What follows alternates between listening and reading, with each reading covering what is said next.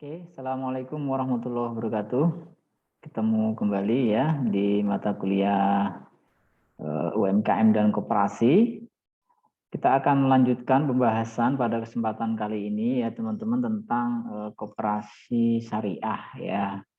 Ini agak khusus, jadi untuk teman-teman yang non-Muslim ya nggak apa-apa, ini aja ya, sebagai gambaran saja lah ya, sebagai tambahan pengetahuan. Ternyata memang ya, kalau di Muslim itu ada satu eh, bentuk koperasi yang berbeda dengan koperasi pada umumnya, atau kita sebutkan koperasi konvensional.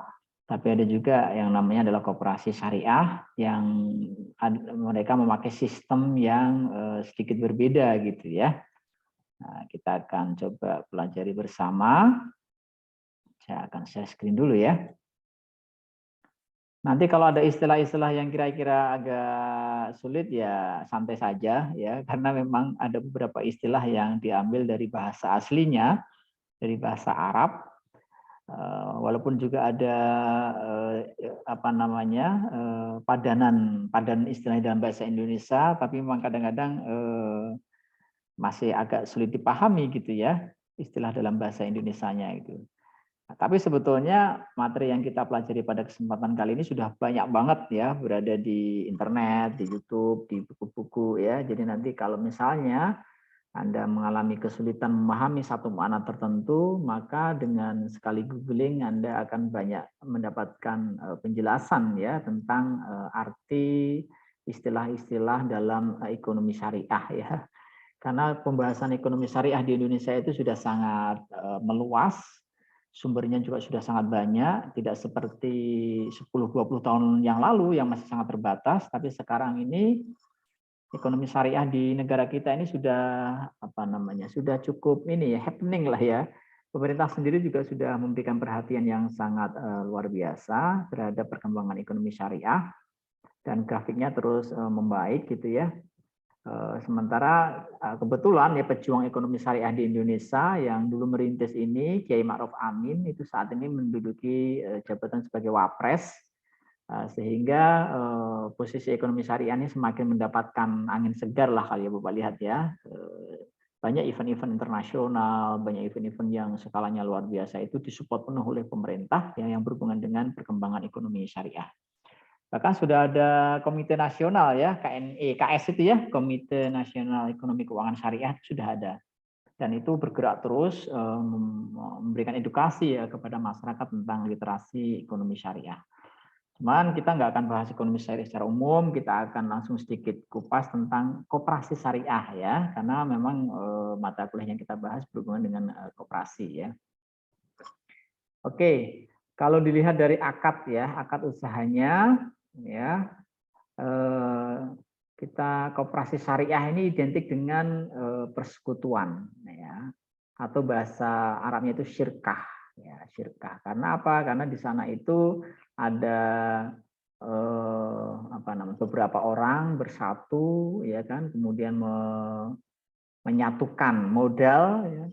Kalau dalam kooperasi ya dalam bentuk simpanan pokok, simpanan wajib ya, dari sekian banyak anggota mereka bersekutu ya kan, bersyirkah ya, untuk diupayakan dikelola sehingga menghasilkan keuntungan ya, keuntungan bersama.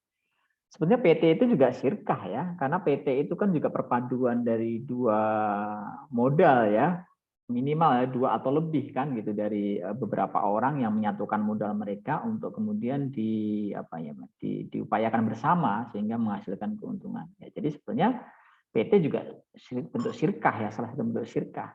Koperasi juga salah satu bentuk syirkah ya, tentu cara mainnya saja yang berbeda sesuai dengan undang-undangnya masing-masing, karena masing-masing sudah punya payung hukum sendiri-sendiri ya. Nah, syirkah ini disyariatkan oleh Allah Subhanahu wa taala ya. Karena tidak semua kegiatan atau bisnis itu mampu dijalankan melalui usaha perseorangan. Ya, karena kita memang kadang butuh orang lain gitu. Baik karena mungkin dari sisi keahlian kita tidak punya sehingga kita butuh keahlian orang lain, atau mungkin dari sisi modal kita kurang, kita butuh bergabung dengan modal orang lain dan seterusnya. Ya, sehingga syirkah ini dianjurkan ya di dalam agama supaya terjadi kemaslahatan yang lebih luas gitu ya. Dasar hukumnya ya ini kita konteksnya konteksnya dalam ajaran Islam nih ya. Ini kita bahas tentang ajaran Islam ya. Kebetulan Bapak juga Muslim, jadi Bapak bisa menyampaikan ini dengan baik. Teman-teman yang non Muslim santai saja, ini anggapnya sebagai wawasan tambahan ya. Gitu. Oke, Quran surat An-Nisa ya, di sana disebutkan ya, maka mereka telah bersekutu dalam yang sepertiga. Ini hanya dicomot-comot saja ya, tidak disebutkan lengkapnya ya. Quran surat As-Sadd ayat surat ke-38 ayat ke-24 di sana disebutkan, dan sesungguhnya kebanyakan dari orang-orang yang bersekutu itu sebagian mereka berbuat zalim dengan sebagian yang lain, kecuali orang-orang yang beriman dan mengerjakan amal soleh, dan hanya sedikitlah mereka ini. Ya, jadi di sini ada kata-kata bersekutu ya, bersyirkah ya. Ada orang-orang yang bersyirkah itu dengan cara yang tidak bagus lah gitu, zalim gitu ya. Nah, tapi kalau orang-orang yang beriman dan beramal soleh ya, kalau ketika mereka bersyirkah, mereka bekerja sama, mereka menyatukan keahlian, menyatukan modal dalam rangka bisnis bersama dengan orang lain, tentu diharapkan harus menjaga dengan kehati-hatian yang penuh supaya jangan sampai dalam bersyirkah itu kemudian terjadi hal-hal yang sifatnya mendolimi orang lain, sampai terjadi pengkhianatan dan seterusnya ya. Kemudian dalam hadis riwayat Bukhari Muslim, di sana disebutkan pertolongan Allah tercurah atas dua pihak yang berserikat ya, sepanjang keduanya tidak berkhianat. Nah, ini juga salah satu dalil tentang disyariahkannya bersyirkah, dianjurkannya untuk bersyirkah, bekerja sama untuk memperoleh sesuatu ya. Jadi Allah memberikan rahmat nih kepada orang yang mau berserikat. Berserikat di sini artinya bersekutu, berserikat, bergabung untuk mengupayakan sesuatu, baik menggabungkan modal, tenaga, keahlian, network dan seterusnya. Ya, Allah akan memberikan pertolongan sepanjang ya di antara mereka tidak ada yang berkhianat, saling menjaga kepercayaan, saling membantu, dan semuanya itikadnya baik gitu ya. Itu secara agama begitu diperintahkannya. Nah, kemudian ada regulasi khusus ya tentang koperasi jasa keuangan syariah.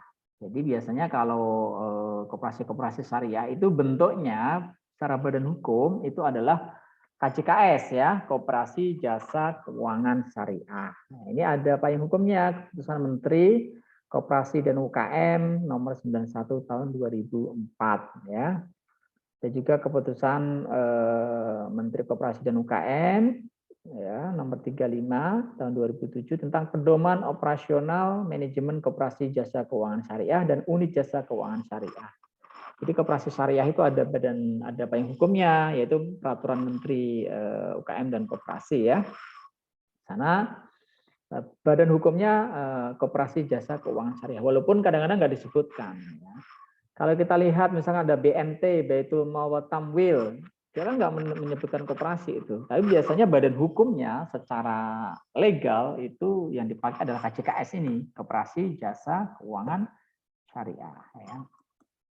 Nah, sebetulnya apa sih definisi syirkah ya? Syirkah itu secara harfiah atau secara bahasa, secara kata gitu percampuran ya. Yaitu percampuran salah satu dari kedua harta dan lainnya sehingga tidak dapat dibedakan antara keduanya. Jadi ya harta yang sudah masuk dalam syirkah itu ya nyampur gitu, harta dari dua orang atau lebih yang bersepakat untuk membentuk suatu syirkah, satu persekutuan ya, itu ya bercampur jadi milik bersama ya, milik bersama dari orang-orang yang bersekutu itu ya. Nah, itu tadi secara harfiah ya. Sementara menurut fuqaha ini ahli-ahli fikih ya, ahli hukum Islam, pengertian syirkah itu adalah akad antara dua orang atau lebih yang saling berserikat untuk bertasarruf dalam hal modal dan keuntungan sesuai kesepakatan. Jadi harus ada akad di sana, ada dua orang atau lebih di sana, mereka sama-sama berusaha, berupaya, ya kan? Mereka menggabungkan modal dan nanti keuntungannya juga dibagikan sesuai dengan kesepakatan ya. Oke, ada syarat dan rukun syirkah. Menurut ulama Hanafiyah ini adalah ulama-ulama yang berkiblatnya kepada Imam Abu Hanifah ya. Imam Abu Hanifah ini salah satu ulama besar dari mazhab 4 itu ya, yang paling senior justru ini ya. Yang biasanya sih mazhabnya mazhab Hanafi ya. Kalau dalam Islam tuh mereka bermazhabnya Hanafi. Nah, kalau menurut ulama Hanafiyah hanya terdapat satu rukun syirkah yaitu ijab kabul atau namanya sigotul akad. Apabila rukun tidak terpenuhi maka syirkah menjadi batal. Sedangkan bila rukun sudah terpenuhi tetapi syaratnya tidak maka syirkahnya menjadi fasid. Fasad itu rusak ya. Tapi tetap sah ya, tapi fasad ya. Ini menurut Hanafiyah.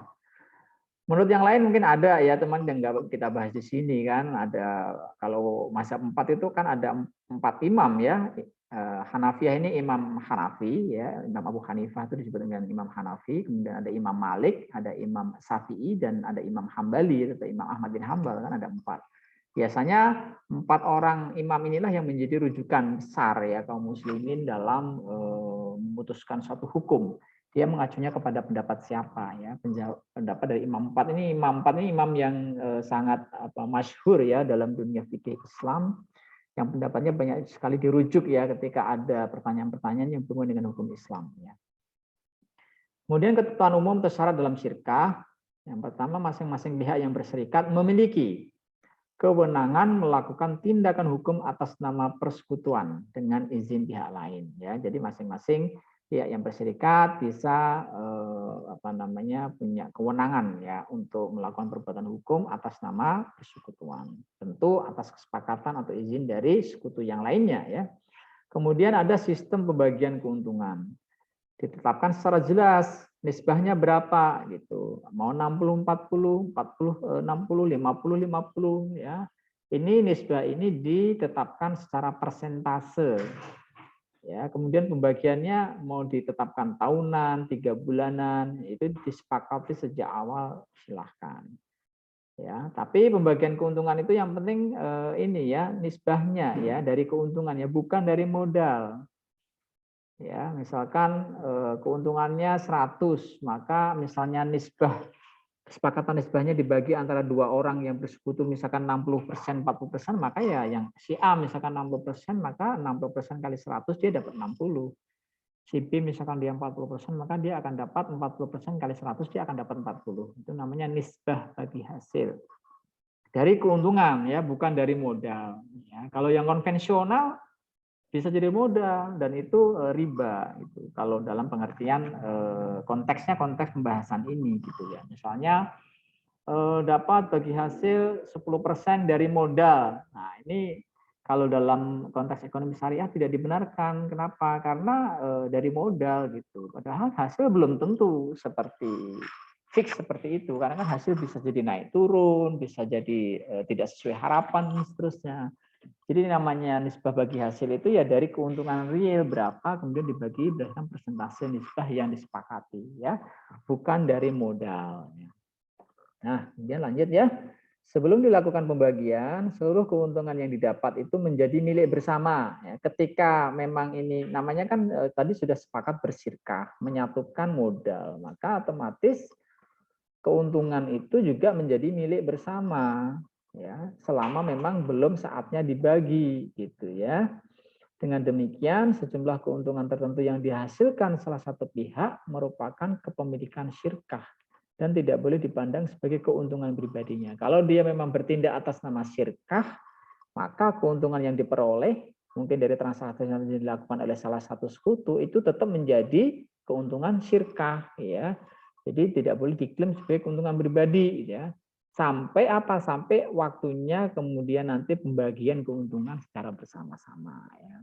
Ini untuk saling menjaga ya kepercayaan antara orang-orang yang bersyirkah. Oke, ada beberapa pembagian ya dalam syirkah. Yang pertama ada syirkah amlak. Ya, ini istilah-istilah Arab ya. Apa ya? Jadi nanti ya, dipahami aja pelan-pelan ya. Ini merupakan bentuk persekutuan 2 orang lebih dalam kepemilikan harta yang diperoleh tanpa melalui akad. Ya, jadi otomatis gitu ya, nggak usah melalui akad ya.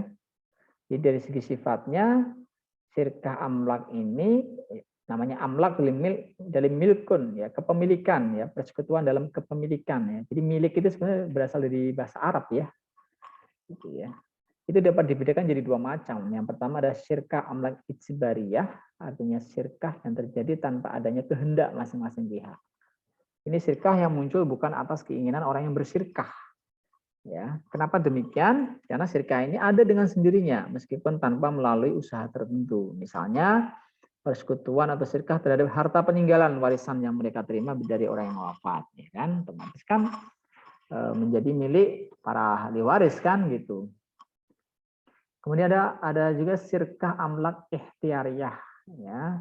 Ini suatu syirkah yang terjadi atas kehendak masing-masing pihak yang bersangkutan, ya. Syirkah ini muncul akibat tindakan hukum orang yang bersyirkah. Misalnya, kesepakatan dua orang atau lebih memiliki suatu barang melalui jual beli patungan misalnya, ya. Itu maka otomatis kan kedua orang karena mereka bersepakat, mereka sama-sama punya kehendak, sama-sama punya keinginan untuk apa? Untuk saling bekerja sama dalam satu syirkah ya. Nah, kemudian ada juga syirkah amlak berupa dain. Dain ini utang ya, misalnya kepemilikan bersama terhadap harta benda yang menjadi tanggungan orang lain. Ya. Oke, kita lanjut. Berikutnya yang pertama adalah syirkah amlak, yang kedua adalah syirkah ukud. Ukud ya, ini suatu persekutuan di antara dua belah pihak atau lebih untuk menjalankan suatu usaha berdasarkan prinsip bagi hasil. Ya. Nah, syirkah ukud ini bisa dikategorikan dalam beberapa macam. Yang pertama adalah syirkah muwafadhah ya, tulisannya muwafadah ya, bacanya muwafadhah ya kalau dalam bahasa Arab ya. Ini merupakan bentuk persekutuan dua orang atau lebih untuk menjalankan usaha melalui kesamaan penyertaan modal, pembagian kerja, dan keuntungan. Jadi sama-sama nyerahin modal, kemudian sama-sama kerja, dan keuntungannya juga bagi sama-sama. Ya.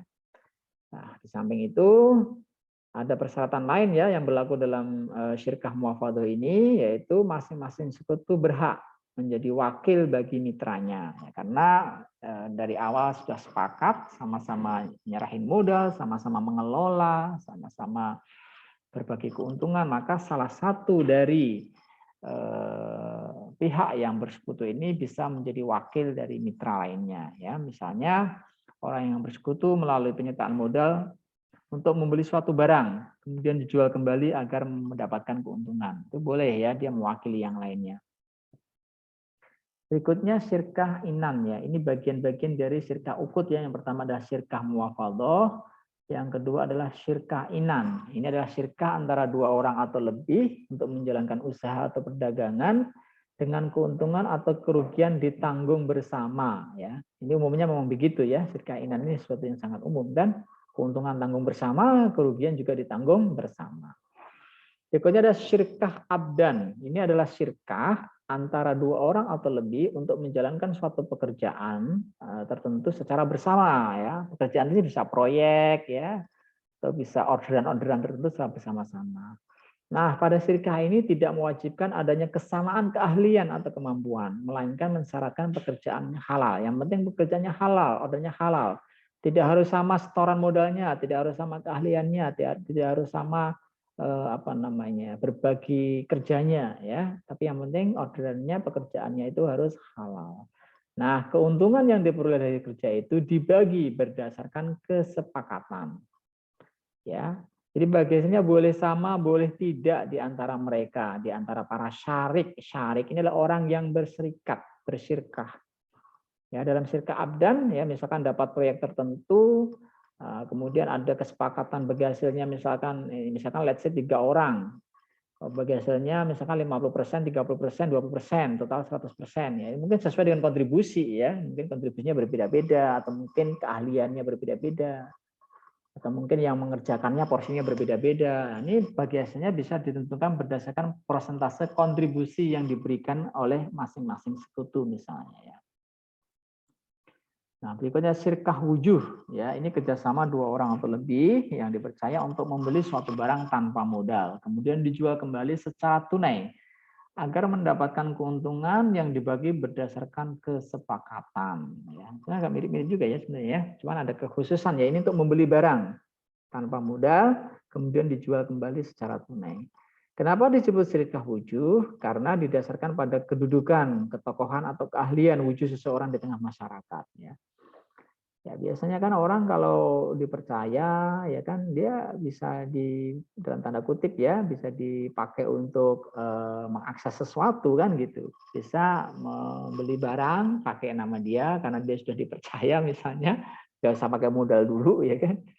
Istilahnya ngutang gitu ya, nanti ketika sudah deal transaksi ya kan pembayarannya nanti, dan barang itu kan kalau sudah deal transaksi kan sudah menjadi milik pembeli, dan pembeli bisa menjual gitu walaupun dia statusnya masih utang, dia bisa jual ke orang lain, dan ketika nanti misalkan laku lebih mahal dia dapat keuntungan, maka keuntungan itu bisa dibagi secara berdasarkan kesepakatan gitu bisa ya.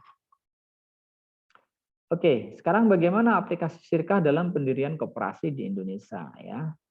Nah, dalam kegiatan ekonomi dan bisnis, akad syirkah atau musyarakah ini merupakan dasar untuk mendirikan suatu persekutuan ya atau perseroan. Melalui akad musyarakah, masing-masing sekutu atau syarik ya kita sebut dengan syarik itu berhak terlibat langsung dalam pengelolaan usaha ya. Nah, untuk menjalankan usaha persekutuan ini atau perseroan ini, maka masing-masing pihak atau syarik berkewajiban menyertakan modal. Ya, biasanya disebutkan di akte pendirian ya, setoran modalnya masing-masing ini berapa. Nah, setoran ini bisa dalam bentuk harta benda atau mal atau bisa juga dalam bentuk keahlian. Jadi tidak selamanya setoran modal itu dalam bentuk harta. Ya, ada juga orang yang bersyirkah itu yang satu dia store uang, let's say dihargai 60% saham. Yang satu itu dia nggak store uang tapi store keahlian. Karena dialah yang punya keahlian di bidang usaha yang dirintis, kemudian dia juga dipercaya untuk mengelola karena dia ahli di bidang itu, dia nggak store uang tapi dia store keahlian dia store waktu, tenaga dia, dan bisa saja dia dikasih saham sesuai kesepakatan, misalnya 40%. Ya, itu tergantung kesepakatan sekali lagi ya. Itu bisa seperti itu. Jadi kalau Anda punya keahlian tertentu, bisa saja Anda nanti berkongsi dengan orang lain mendirikan perusahaan, ya Anda store keahlian Anda dan nanti dikonversi dalam bentuk saham ya. Kalau memang itu partner Anda mau ya boleh-boleh saja gitu ya, nggak ada masalah gitu. Banyak juga orang yang punya saham itu tidak store uang ya, karena dia mungkin punya akses, punya network, nah itu yang dihargai sehingga dia dikasih saham berapa persen untuk masuk sebagai pemegang saham, karena diharapkan nanti akan bisa membuka jalur ya gitu ya terhadap network yang dia punya misalnya, dia dikasih kompensasi dalam bentuk saham. Oke, ini ada skema prinsip kerja dari koperasi syariah ya, bisa diamati di sini. Modal koperasi yang ada di tengah ini berasal dari simpanan anggota ya. Simpanan anggota ini berasal dari ya semua anggota ke-1 dan anggota ke-seterusnya, baik simpanan pokok, simpanan wajib, semuanya terkumpul di sini masuk sebagai modal koperasi.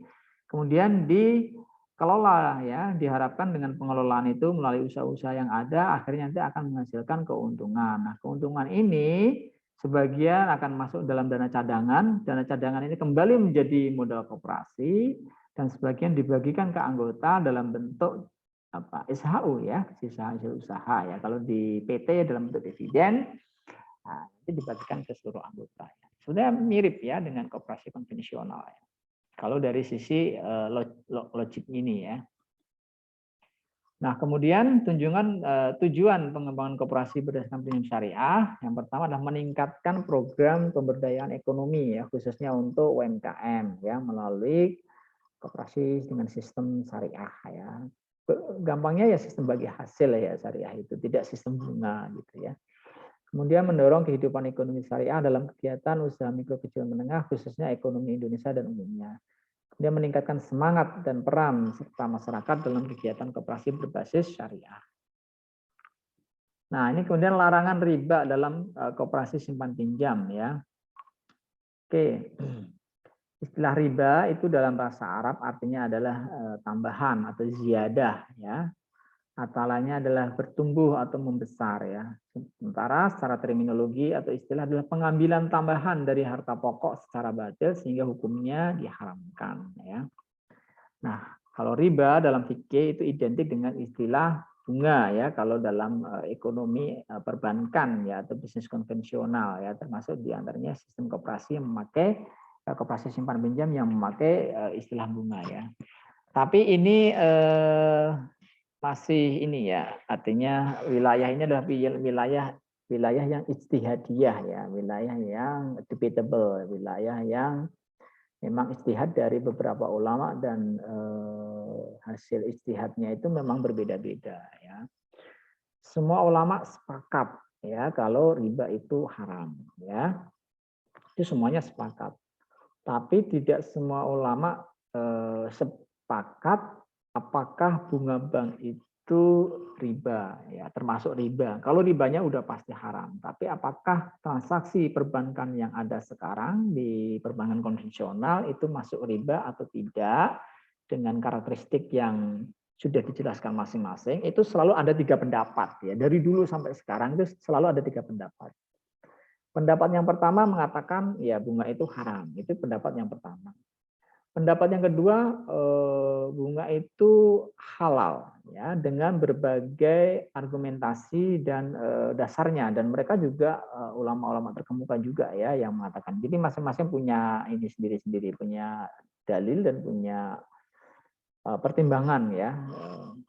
Kemudian ulama yang ketiga itu subhat. Subhat itu ya masih abu-abu gitu. Jadi sampai sekarang masih ada 3 pendapat ini, tidak kaul ini. Ya, sehingga bagi mereka yang memang mengharamkan bunga itu jangan kemudian menjustifikasi atau menjelek-jelekan mereka yang punya pendapat bahwasanya bunga itu halal, karena yang bunga itu halal itu juga bunga itu bukan riba, misalnya bunga itu bukan termasuk riba, itu juga punya argumentasi tersendiri yang menjadi pertimbangannya gitu ya. Dan mereka juga punya istilahnya ada beberapa ulama dan organisasi juga, bukan hanya personal yang kemudian menghalalkan ini gitu ya. Jadi saling menghormati saja, saling menghargai saja, karena ini wilayahnya adalah wilayah ijtihadiyah. Yang penting mana yang diyakini ya itu yang dijalankan masing-masing tanpa harus menjelekkan pihak yang lain gitu. Nah, tapi ada solusinya kan. Nah, solusinya yaitu tadi kemudian dulu ya dirintis ya sekian puluh tahun yang lalu kan dirintis, kemudian ada namanya bank syariah kan yang sekarang sudah mulai berkembang gitu ya, sampai ada bank syariah Indonesia sekarang kan dalam rangka memberikan solusi bagi mereka yang punya pendapat bahwasanya bunga bank itu masuk kategori riba gitu ya. Jadi enak sekarang sudah ada solusinya ya, bagi yang yakin ya silahkan pakai bank syariah gitu. Oke, kita lanjut dulu ya. Nah, dasar hukumnya ini tadi sudah saya sebutkan ya, kalau semua ulama sepakat riba itu haram, ada dasar hukumnya surat Al-Baqarah, surat yang kedua ayat 275 ya. Oke, Bapak baca saja ya, orang-orang yang makan atau mengambil riba tidak dapat berdiri melainkan seperti punya orang-orang yang kemasukan setan lantaran terkena penyakit gila. Keadaan mereka yang demikian itu disebutkan mereka berkata sesungguhnya jual beli itu sama dengan riba, padahal Allah telah menghalalkan jual beli dan mengharamkan riba. Oke ya. Nah, ini panjang sekali ini dan ini bukan wilayah kita untuk berdebat soal ini. Ini serahkan saja pada para ahlinya ya, gitu. Banyak banget di luar sana ya. Jadi kita ikut saja pendapat yang memang menjadi keyakinan kita saja gitu. Jadi relax saja gitu ya. Oke, nah ini sebagai wawasan juga ya, macam-macam riba ya. Ini ada namanya riba fadl. Nah, riba fadl ini adalah riba yang timbul akibat pertukaran barang sejenis yang tidak memenuhi kriteria. Yang pertama kuantitas ya, kualitas, dan juga penyerahannya tidak dilakukan secara tunai. Ini namanya riba fadl. Nah, pertukaran jenis ini mengandung ketidakjelasan gharar. Jadi kenapa disebut ini ya karena ghararnya ini. Gharar itu sesuatu yang tidak clear gitu ya.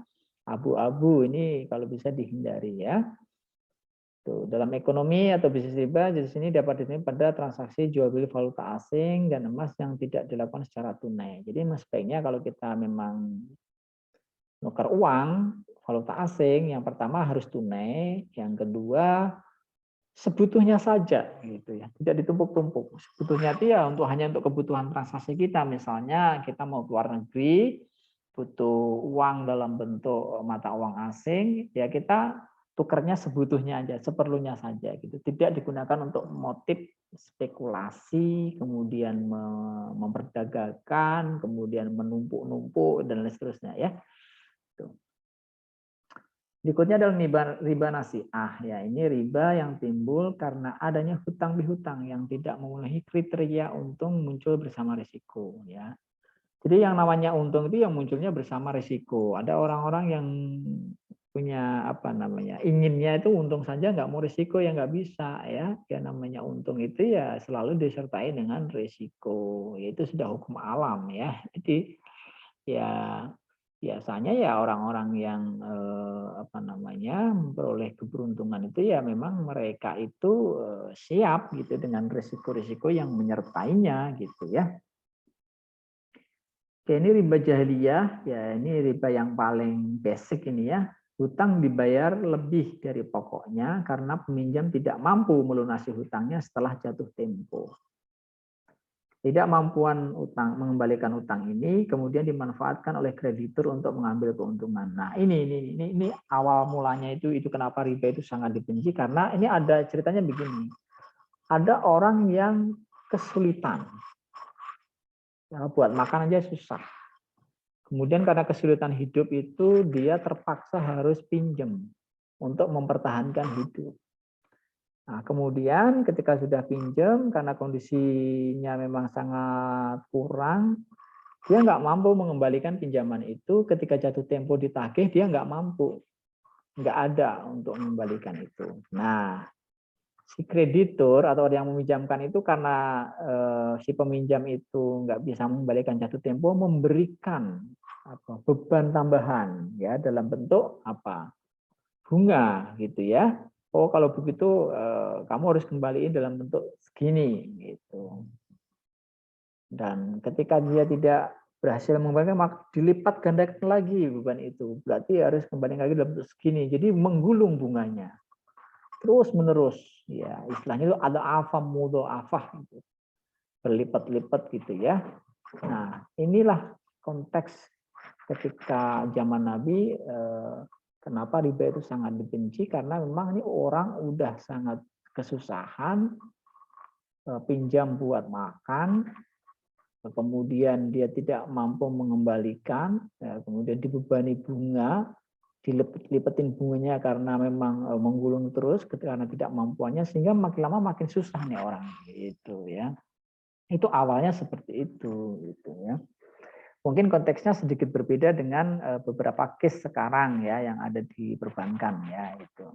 Makanya kenapa ada ulama yang berpendapat tidak mau menyamakan konteks riba pada zaman itu ketika diturunkan ayat ini dengan konteks bunga yang dibebankan oleh perbankan saat ini, karena berbeda konteks, berbeda kasus, sehingga mereka tidak mau menyamakan begitu saja secara hukum ya riba antara konteks yang dahulu dengan konteks bunga bank yang sekarang. Ya, tentu saja itu debatable sekali lagi ya. Kita lanjut aja. Nah, kemudian ruang lingkup jasa keuangan ya, kita masuk ke sini. Ada tentu saja kalau kita melihat perusahaan-perusahaan jasa keuangan seperti bank, ada juga lembaga keuangan bukan bank, maka ada beberapa ruang lingkup pekerjaannya. Yang pertama berhubungan dengan penghimpunan dana atau fundraising ya. Kalau di bank ya tentu saja kan ada tabungan, deposito, giro dan seterusnya, produk-produk itu yang mengumpulkan dana dari pihak ketiga.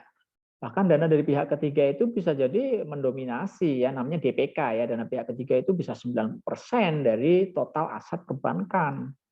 Aset suatu bank, tergantung banknya masing-masing ya. Kalau dia dipercaya maka DPK-nya tinggi gitu ya. Jadi yang diputar oleh bank itu ya tidak murni modalnya sendiri, tapi justru lebih banyak uang orang lain ya yang menitipkan uangnya kepada bank. Nah, dalam konteks perbankan syariah atau koperasi syariah kita ngomongnya dalam ini ya, itu ada beberapa penghimpunan dana yang jenisnya macam-macam. Yang pertama simpanan wadiah. Ya, wadiah. Jadi simpanan wadiah ini simpanan anggota pada koperasi, akadnya titipan. Tapi walaupun titipan, si penitip ini mengizinkan ya kepada koperasi jasa keuangan untuk menggunakan untuk operasional dan untuk menggunakan untuk kegiatan usaha. Ya, itu kesepakatannya begitu. Tapi akadnya wadiah. Nah, karena wadiah maka tidak dapat bagi hasil. Kalau Anda punya rekening wadiah di suatu bank syariah atau BPR syariah, Anda nanti nggak dapat bagi hasil. Tetapi Anda juga tidak dibebani biaya administrasi. Nah, kalau kita punya tabungan yang lain, nanti ada itu ya, namanya tabungan mudharabah, kita dapat bagi hasil, tapi kita juga kena namanya biaya administrasi. Tapi kalau simpanan wadiah nggak dapat bagi hasil, tapi juga nggak kena biaya administrasi. Tapi bisa jadi kalau memang simpanan kita banyak, wadiah kita banyak di suatu bank syariah, bisa jadi bank syariah akan memberikan bonus kepada kita dalam bentuk yang lain, it's okay, nggak ada masalah. Tapi prinsipnya namanya wadiah, dia tidak menerima bagi hasil. Namanya juga wadiah, titipan. Ya. Kapan kita pakai wadiah ya? Kita pakai wadiah ini untuk rekening-rekening yang sifatnya liquid ya, untuk keluar masuk, yang kita nggak nyimpen dana banyak di sana gitu. Itu pakai wadiah aja. Ya, silahkan datang ke bank syariah, semua bank syariah itu punya produk wadiah ini. Atau kita juga bisa pakai namanya simpanan mudharabah mutlaqah. Nah, ini simpanan atau tabungan anggota koperasi ya, kalau dalam konteksnya koperasi itu diperlakukan sebagai investasi anggota ya secara produktif dalam bentuk pembiayaan kepada anggota koperasi atau calon anggota koperasi ya, digunakan dananya secara profesional sehingga nantinya dapat nisbah proporsi bagi hasil yang disepakati pada saat pembukaan rekening. Jadi kalau Anda buka rekening mudharabah itu biasanya sudah ada acuannya ya, biasanya ditempel di dinding. Mudharabah itu misalnya per bulan itu let's say atau mungkin per bulan let's say 0,5% misalnya. Yaitu atau nisbahnya ya, nisbahnya itu acuan istilahnya itu equivalent rate-nya. Tetapi nisbahnya disebutkan misalnya nisbahnya adalah kalau tabungannya itu di atas 10 juta nisbahnya misalkan 60-40. Jadi 60% buat bank syariah, 40% buat nasabah penyimpan mudharabah misalnya. Jadi dari keuntungan dapat dulu baru dibagi gitu ya. Itu disepakati ketika kita buka tabungan, ada tanda tangan di situ ya. Namanya mudharabah. Ada juga namanya simpanan mudharabah berjangka ya. Yaitu kalau Bapak pernah punya namanya tamuka, tabungan mudharabah berjangka. Nah, ini kita nabung pada bank syariah atau dalam koperasi syariah ya, dalam konteks pembahasan kita ini. Nah, akadnya itu penyetorannya dilakukan sekali, penarikannya hanya dilakukan pada waktu tertentu menurut perjanjian antara penyimpan dan koperasi. Tapi sebetulnya nggak penyetorannya nggak harus hanya sekali ya, bisa juga penyetorannya itu ditentukan tiap bulan harus setor berapa. Misalnya saya komitmen untuk nyetor tiap bulan di rekening mudharabah berjangka itu satu bulan misalnya 1 juta. Kemudian ada akadnya itu ada minimal setahun, ada minimal 2 tahun, let's say saya ambil 2 tahun. Maka dalam waktu 2 tahun itu setiap bulan saya harus setor 1 juta. Ya, nanti dapat bagi hasil, nisbah bagi hasil sesuai dengan kesepakatan yang sudah ditentukan gitu ya, tanda tangan di awal. Jadi kalau mudharabahnya nggak berjangka ya bebas, mau nyetor mau kagak silahkan ya kan gitu. Tapi kalau mudharabah berjangka itu kesepakatannya wajib nyetor per bulan kan gitu ya, sudah sepakat gitu, nanti dapat bagi hasilnya lebih biasanya ya. Kalau dalam mudharabah berjangka ini kan koperasi atau bank syariah itu punya prediksi dana masuk yang lebih pasti sehingga dia memberikan komitmen reward yang lebih tinggi kan dalam bentuk nisbah bagi hasil yang lebih tinggi daripada sekedar mudharabah mutlaqah gitu ya. Oke, tadi masalah penghimpunan ya. Nah, sekarang penyaluran. Namanya lembaga keuangan itu kan menghimpun, menyalurkan kan gitu. Kalau cuma menghimpun doang dia rugi nanti ya, malah jadi penyakit kan. Kenapa? Karena dia punya beban untuk bisa memberikan bagi hasil kepada para penyimpan dana. Kalau dia nggak menyalurkan, dia nggak akan dapat keuntungan kan gitu. Otomatis ya dia harus menyalurkan juga supaya dapat spread atau dapat selisih. Ya, logikanya begitu. Nah, Dalam koperasi syariah atau bank syariah itu penyaluran dana ada banyak macam ya. Yang pertama pembiayaan mudharabah. Jadi kalau dalam konvensional itu istilahnya kredit. Kredit apa gitu ya. Kalau dalam konteks bisnis syariah namanya pembiayaan. Konteks yang dipakai bahasanya adalah pembiayaan ya. Pembiayaan mudharabah ini adalah akad kerjasama permodalan usaha di mana koperasi sebagai pemilik modal atau sahibul mal menyetorkan modalnya kepada anggota. Kemudian calon anggota koperasi ini sebagai orang yang mengelola atau mudharib ya untuk melakukan kegiatan usaha sesuai akad ya dengan pembagian keuntungan dibagi bersama sesuai kesepakatan atau nisbah. Kalau rugi bagaimana ya? Kalau rugi yang rugi secara materi ya sahibul mal gitu ya. Gitu. Sementara mudharib adalah pengelolanya, kalau rugi ya dia rugi tenaga, rugi waktu, ya kan, dia rugi kesempatan gitu ya. Tapi kerugian materinya ditanggung oleh sahibul mal dalam konteks mudharabah murni seperti ini ya. Tentu saja ini dengan catatan kerugiannya itu bukan karena kelalaian penerima pembiayaan. Nah ini yang pasal yang agak sedikit debatable nih. Ada catatan ya. Jadi tidak dengan sengaja gitu ya melakukan fraud gitu ya atau mismanagement gitu ya. Kalau memang karena mismanagement bisa dituntut juga gitu. Kalau karena kelalaian maka ya bisa dituntut juga gitu. Berikutnya adalah pembiayaan musyarakah. Ya, kalau musyarakah ini adalah akad kerjasama permodalan usaha antara koperasi. Ini kita konteks ngomongnya kembali ke koperasi ya, dengan satu pihak atau beberapa pihak sebagai pemilik modal dan usaha tertentu untuk menggabungkan modal dan melakukan usaha bersama dalam suatu kemitraan. Jadi koperasi itu memasukkan modal, kemudian orang lain juga memasukkan modal, ya. Jadi pemilik modalnya itu beberapa orang, banyak gitu ya, termasuk koperasi semuanya bergabung dalam usaha kemitraan. Kemudian nanti ada nisbah bagi hasil dibagi sesuai kesepakatan. Nah, kalau rugi otomatis ditanggung secara proporsional sesuai dengan kontribusi modalnya.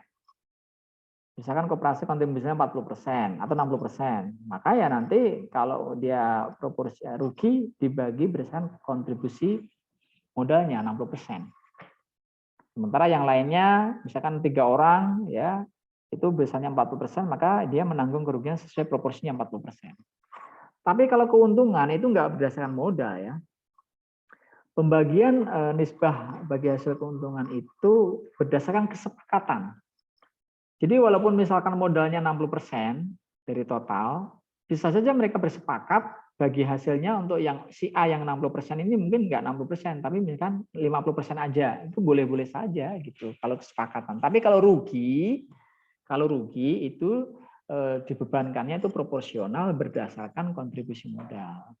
Kalau untung, nah baru sesuai kesepakatan. Gimana mau baginya? Ya, bisa sesuai proporsi modal, bisa tidak gitu intinya ya. Oke ya, jadi ada 2 ya yang tadi sudah kita bahas pembiayaannya ya, ada mudharabah, ada musyarakah. Oke, berikutnya adalah piutang murabahah. Nah, murabahah ya. Ini tagihan atas transaksi penjualan barang dengan menyatakan harga perolehan dan keuntungan atau margin ya, dikenali dengan margin yang disepakati pihak penjual dalam hal ini koperasi dan pembeli dalam hal ini anggota atau calon anggota ya. Dan atas transaksi jual beli tersebut yang mewajibkan anggota untuk melunasi kewajibannya sesuai jangka waktu tertentu disertai dengan pembayaran imbalan berupa margin keuntungan yang disepakati di muka sesuai akad. Jadi murabahah itu begini ya. Jadi orang itu kan misalkan ya kita mau beli tapi nggak mampu cash, kita datang ke koperasi. Oke, mau beli motor misalnya. Oke, akhirnya koperasi yang beliin, misalkan harganya 15 juta. Kemudian koperasi menjual motor itu kepada si anggota. Tapi koperasi kan mau ngambil keuntungan atau margin. Akhirnya dijualnya nggak 15 juta dong. Dijualnya berapa? Oh, dijualnya 20 juta misalnya. Berarti modal koperasi 15 juta, marginnya 5 juta. Oke, sehingga yang harus dibayar oleh anggota itu adalah harga pokok plus margin, yaitu 20 juta. Kenapa anggota mau begitu? Karena dia bisa membayar biasanya tempo atau angsuran. Nggak harus cash. Misalnya ngangsurnya 2 tahun, artinya 20 juta itu tidak dibayar sekaligus, tapi dibayarnya secara berangsur selama let's say 24 bulan atau 2 tahun. Jadi utang anggota itu bukan hanya utang pokok ya, tapi juga termasuk marginnya itu karena sudah diakad di awal. Diakad di awal itu adalah dia beli motor itu 20 juta ke koperasi. Cuman pembayarannya bisa diangsur. Dengan kemudahan mengangsur itu koperasi mengambil margin keuntungan sebesar 5 juta. Ya, 5 juta ini ya tetap menjadi tanggung jawab dari anggota untuk melunasinya karena itu adalah haknya koperasi gitu ya. Dan namanya piutang murabahah. Yang berikutnya adalah piutang salam. Ini adalah tagihan antara penjual dan pembeli dengan pembayaran di muka dan pengiriman barang oleh penjual dilakukan di belakang ya. Dengan ketentuan bahwa spesifik barang telah disepakati pada akad transaksi salam. Ya, ini satu solusi sebenarnya. Salam itu begini ya. Jadi beli barang, barangnya ntar belakangan. Speknya begini-begini, oke sepakat. Oke tak kasih duit dulu. Nah gitu. Oke kasih duit dulu. Bisa full bisa tidak ya. Gitu. Nah nanti barangnya belakangan. Nah ini namanya salam. Jual beli salam. Nah ini untuk solusi bagi orang yang punya modal gitu ya. Jadi dia minta pembayaran duluan di muka dengan janji nanti pada waktu yang ditentukan pengiriman misalkan kapan sebulan lagi dengan spek seperti ini dia akan carikan barang. Ini kan sekarang banyak dipakai ya. Banyak banget ya orang berbisnis dengan cara ini ya. Ya semi maklaran lah ya gitu ya. Dia dapat duit dulu dia cari barangnya. Tapi speknya harus sesuai tapi ya nggak boleh nggak sesuai speknya. Speknya harus sesuai dengan yang disepakati. Gitu ya.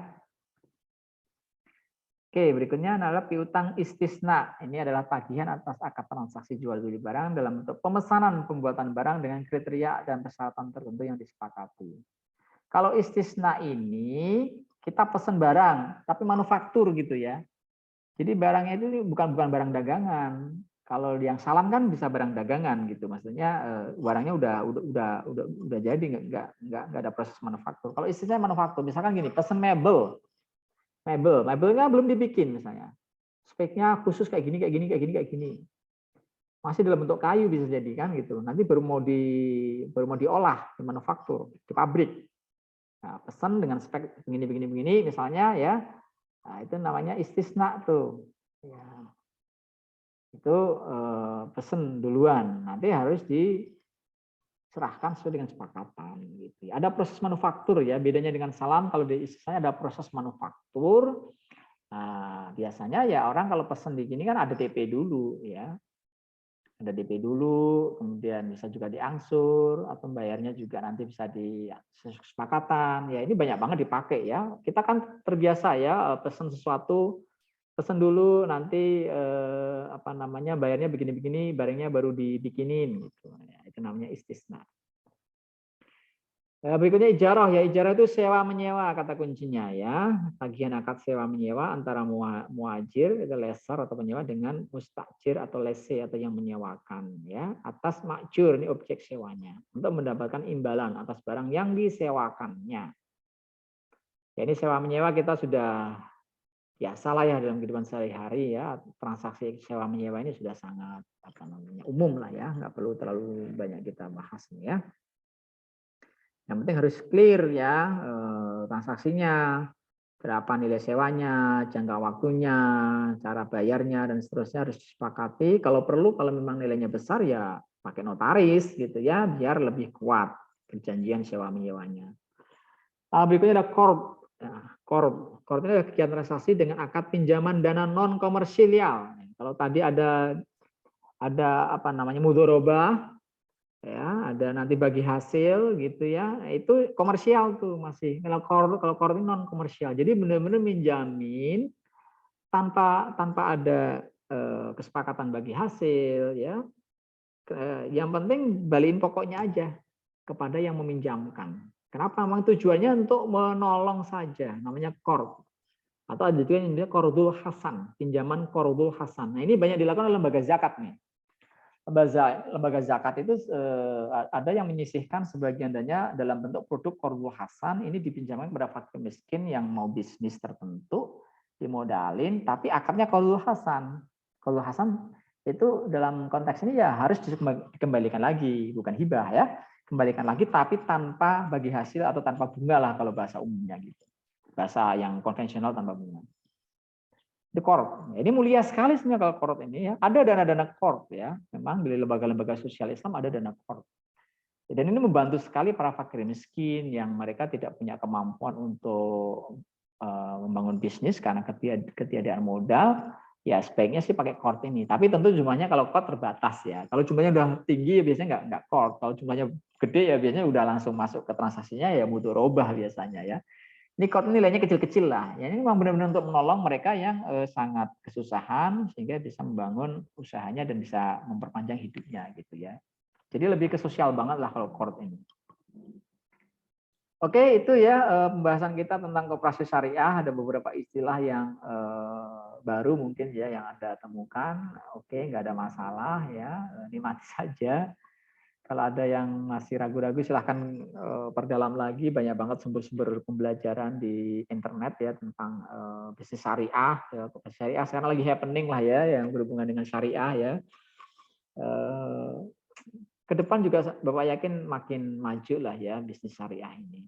Ya ini sebagai wawasan kita bahwasanya ada satu skema kerjasama, skema bisnis yang berbeda dengan bisnis konvensional yang menjauhi riba dalam hal ini bunga. Ada beberapa orang belum dapat bunga dalam bank, mereka punya cara skema transaksi sendiri yang diharapkan lebih berkah lah gitu, yaitu dalam bingkai bisnis syariah.